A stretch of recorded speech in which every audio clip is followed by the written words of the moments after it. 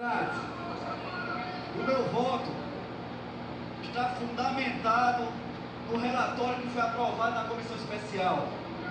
O relatório que aponta crime de responsabilidade da presidente Dilma Rousseff, que ela feriu o artigo 85 da Constituição, ela atentou contra a Constituição, contra a lei orçamentária, ela editou créditos sem autorização de 90 bilhões de reais. Isto é crime.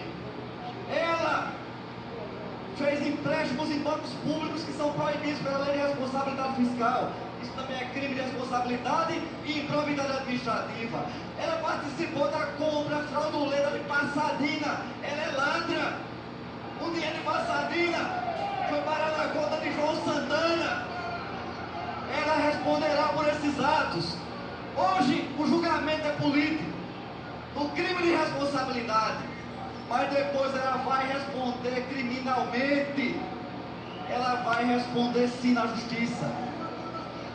E pela Paraíba, pela tradição de luta e coragem do nosso povo, pelo meu partido Solidariedade, que lutou incansavelmente até esse dia de hoje, eu vou votar sim pela grandeza do nosso